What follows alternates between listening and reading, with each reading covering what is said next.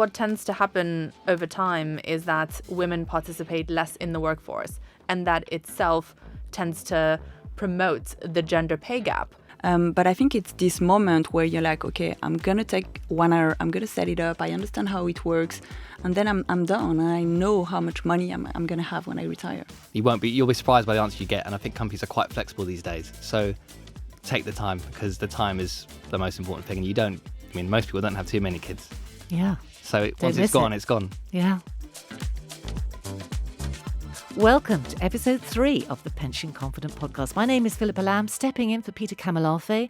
Hold on to your hats this time, because we are diving into the gender pension gap. So what is that? Well, research from PensionBee tells us that women face real obstacles when it comes to creating a comfortable retirement. In fact, the disparity between men and women's pensions has grown to almost 60% in some parts of the UK. So how did we get here? What is standing in the way of women saving enough for their retirement, and what can we do about this problem? The usual quick disclaimer before we start: anything discussed on this podcast should not be regarded as financial advice, and as always with any investments, your capital is at risk.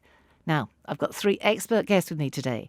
Romi Savova, CEO of PensionBee, Sam Brodbeck, personal finance editor at the Telegraph, and Emilie Bellet, founder of the financial education company Vestpod, and that's all about empowering women to save and invest. Hello, everyone. Hello. Hello.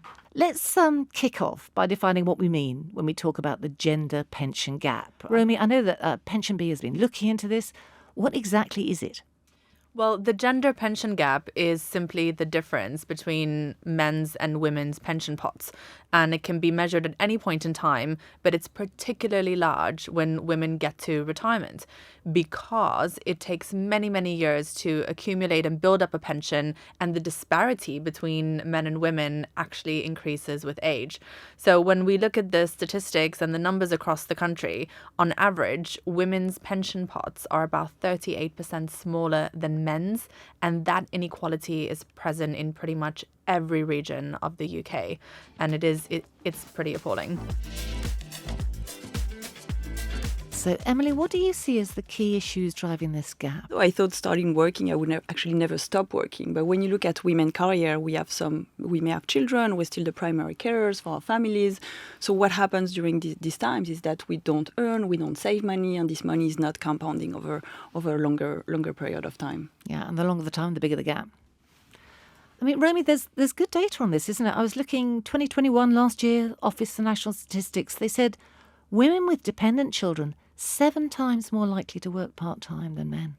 It's a big difference, isn't it? It is a big difference, and it's often socially imposed onto the women. We've done a lot of research into this topic, and even when the woman is the higher earner, so let's say the gender pay gap doesn't apply in your family, even then women are more likely to take time off to look after children.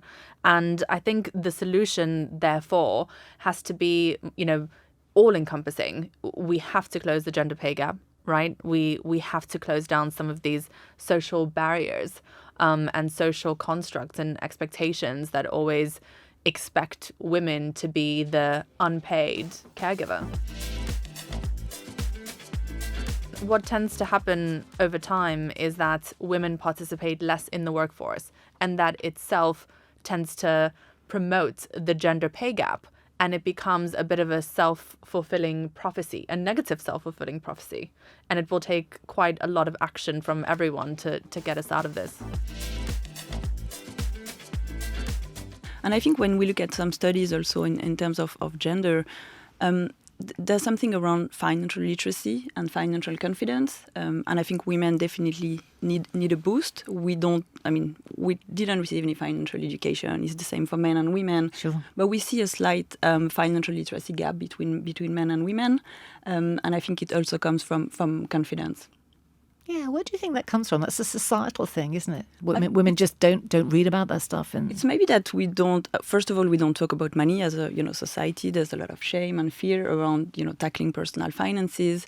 We don't learn at school, and then we are confronted with all these big financial decisions. Taking a mortgage, contributing to a pension, even doing a budget, looking at your numbers. This can be super overwhelming. So we don't really start this conversation. And I think for women also, it's the jargon, and it's maybe for everyone, but I think people feel they've been a bit patronized also by the financial services industry. Yeah. So they can shy away from actually taking this decision, calling a financial advisor, talking about money with their partner. So I think these are a lot of like psychological barriers for everyone to overcome. So I think education, better communication, this is helping women get started and have these important conversations. Across the piece, across the board, do we get a sense that's really changing for women? I think a lot of women are still, it's hard to understand, as Emily was saying, they're kind of walking away from it. It's easy to not deal with it, isn't it? Stuff like this. It is. And I think the systems and the way the systems are set up make it harder for women to be on top of it, frankly, because there's just too many barriers. First of all, if you're having children and if you have children, as a woman, you are doing most of the caregiving and therefore you're exceptionally busy. Sure.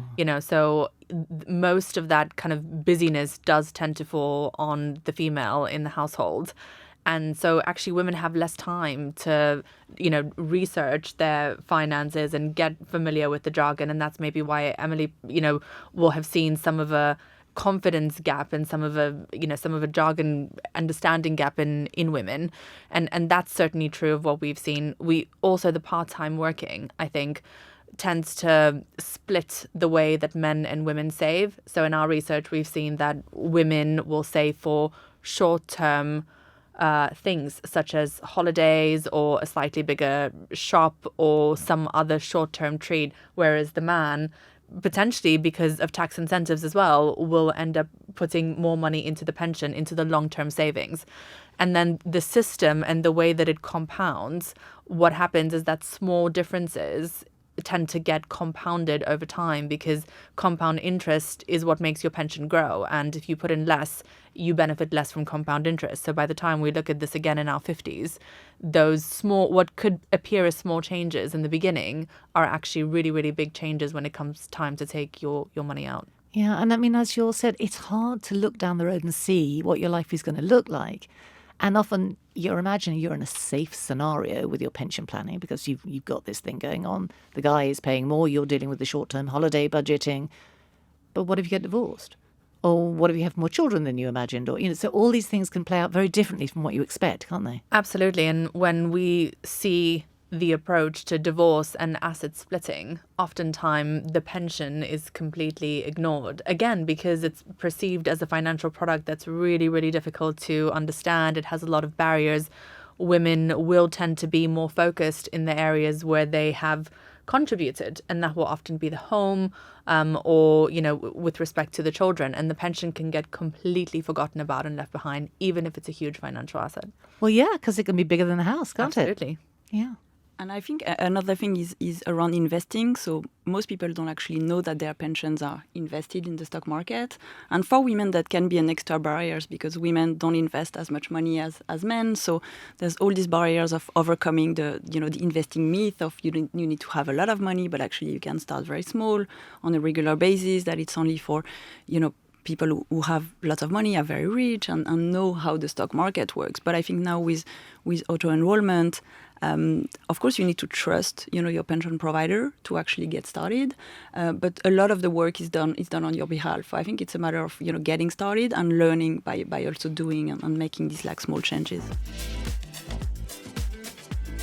And it's fundamentally wrong, isn't it? This is a society-wide issue that we all need to get involved in solving. Yes, absolutely. If we could imagine a world where pay was equal and where prospects were equal, I'm certain that would be a happier world for all. And surely that should be impetus for everyone to play their part, whether it's government, whether it's pension providers, whether it's women, but also importantly, it has to be men. I mean, it's hard to get a handle on the actual numbers, but it's somewhere around 3 to 7%, something like that. It's really, really low. Yeah. And as you say, people don't know about it, do they?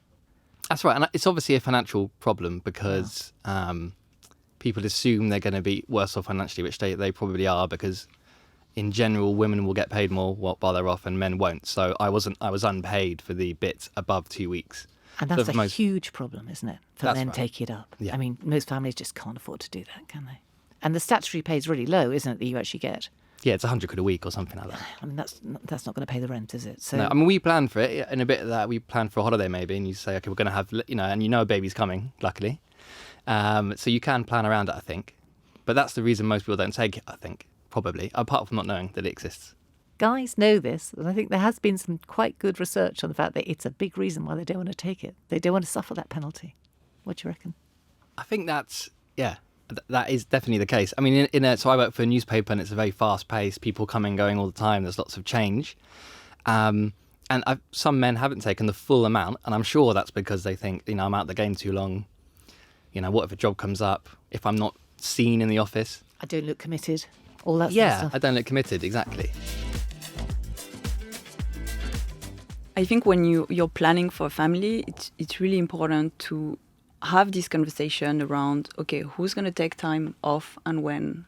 Plan a bit for your finances, what's going to happen. Because very often women do this on their own, and they're going to look at, okay, how much time am I going to be off work? When will I have to come back? How much will childcare cost when I come back to work? And they will compare this to their own salary. And they will take a decision and say, okay, I'm not going to go back because this is maybe how much I'm earning. So I think it's trying to look at joint incomes and how much you can pay for childcare and see childcare more as an investment rather than a cost. But I think it's really important to have these difficult conversations beforehand. Planning. Yeah, you don't want to arrive at all this as soon as you've got a baby, do you? I mean, it's not like you haven't got other stuff to do. So, yeah, pre-planning. It's parents around the table. Would everyone agree? Did you do any, Sam? You should have done. Financial planning. I think not as much as, the profession I'm in, I was a bit more aware, I suppose, particularly around the kind of perks you can get. There's tax-free childcare, and then eventually there's something called 30 hours free childcare as well. So there are government schemes that you can help, which again, they're very complicated. They're not that easy to navigate. You can claim for both at the same time. Lots of people don't do that either. The government also probably doesn't have a huge incentive to tell you about it because it will cost it more money. I think that everyone should be free to live as they want and to look after their children as they want to. And so, of course, there are going to be mothers and fathers who want to do the lion's share. I think for women in particular, the most important thing while you are off is to keep the pension contributions going. And because, again, those small differences, they seem insignificant at the time, they become big problems later on because of the way the compound interest works. So during that period of time when women are looking after the child, presumably exclusively, and the partner is still in work, the pension contribution should be shared between them. I think that once women return to work, having been out of the workforce, there is often a temptation to go back part-time, which can then impact your pension contribution. Again, during that period of time, the pension contributions in the family should be shared. And women, I think, in this case, the onus does really fall on women to do something differently. But if you are working part-time and you are not reaching the automatic enrollment, including trigger, which is £10,000 of earnings, then you need to talk to your employer and tell them that you wish to be auto-enrolled. It doesn't automatically happen for you. So if you are working part-time and you're not automatically enrolled into your pension, talk to your employer and ask that you can be. Unfortunately, because of the system, the onus is on women to do this one. Also on the pension, so when I started, left finance, started building businesses, I didn't have an income, and actually we had this conversation with my partner, and I had my first son, and he actually paid into my pension. So this actually works. It's amazing, but in practice, it's a very hard conversation to have sometimes for women, because if you never talk about money, if you don't do your budgeting together, in some couples, you don't even know how much the other is actually earning. Yeah. You see that very often. It's how do you actually start these conversations? And you as a woman, if you're not earning, maybe your confidence may be a bit lower, and you feel, how am I going to start this conversation? I don't want to ask for more money. What is fair? What is not fair? So I think it's starting a conversation, not necessarily about pension, but maybe, where you come from, your money mindset, household finances, and slowly getting into the more long-term conversations and goals. Because if you're planning to be together forever, what are the goals you want to achieve together? But also what happens in case, you're not together anymore, and you start building, you start having a family. So these are really, really difficult conversations, and there's still a bit stigma around money, and you tend to value yourself with how much money you have on your bank account, how much salary you earn. So I feel for women who have been home for a long time, it's tricky to always sort of ask for the money, but it's not actually asking for the money. It's having a conversation and making sure you're both happy and you both think it's fair. When you're having a baby, you have lots of contact points, and you're given quite a lot of information. So when you're in, you get the bounty packs. Yes. You're in a hospital bed and the baby's just been born. They'd give you all these documents that tell you, here's a free nappy, here's some nappy cream. I mean, they could have a thing that it says what's going on with your pension while you're off. And that would even just make you think a bit more targeted. A pension company sends you an annual statement normally. Your pension is worth £20,000. It might be worth $1 million by the time you retire. It could also say, are you off at the moment caring for someone? Do you know this could affect the size of your pension? Yeah. I mean, there are lots of ways you can be nudged. But as you say, government's in the business of nudge over the last, Government is in the business 10, of nudge, 15 years. and it is not sufficiently in the business of childcare. It's one of the few areas and one of the few benefits, if you will, that have to be paid on a post-tax basis. So when you pay into your pension, for example, you pay in on a pre-tax basis. You can have it deducted directly from your salary, and then it's something that's not taxed by HMRC. But if you're paying for childcare, if you're employing a childcarer, if you're paying for nursery, however you're doing it, you have to pay after you've paid tax. Yeah. And therefore the calculation for women, as Emilie was saying, ultimately becomes, well, why would I pay another person to do this and reduce my salary effectively to zero for many women when I could do it myself? And that, of course, comes with the long-term consequences. But if we were able to pay for childcare on a pre-tax basis, which is the biggest intervention the government could make, then I think those equations become a lot more palatable for many women. We touched on this, but employers play a big part here, don't they? So I'm wondering, Romi, what would you like to see businesses, CEOs like you, doing to close the pension gap? I think every business should be offering equal paid parental leave to anyone who has a child. That's the single biggest intervention that you can make at the child's bearing moment. Over time, I would like to see business, together with government, provide better childcare opportunities for all parents, because this is a problem that affects virtually everybody in the country and in the workplace. And I actually think it's a key part of levelling up and the government's desire to do better. The gender pension gap numbers show that in regions that have lower economic prosperity overall, the gender pension gap is worse, up to 60% in some areas, as we said at the beginning of the show. And so levelling up essentially must also incorporate action on the gender pension gap. It's just that idea. It's very, very easy not to get involved with what's going on with your pension, isn't it? When you're working, when you're busy, and there's stuff going on, and it all seems complicated. But a role for employers just to nudge a little bit and make it easier. Yeah, and it's very easy to actually not think about it. You set it up and then you forget about your pension. You forget about your investments. But I think it's this moment where you're like, okay, I'm going to take 1 hour. I'm going to set it up. I understand how it works. And then I'm done. I know how much money I'm going to have when I retire. So mine would be to dads, and it would be not to think of yourself just as someone who earns some money that gets spent on various things for your kids, that your time is much more valuable. 2 weeks is the standard for men when they've had a baby to take off work, and that isn't always the case. You can take shared leave.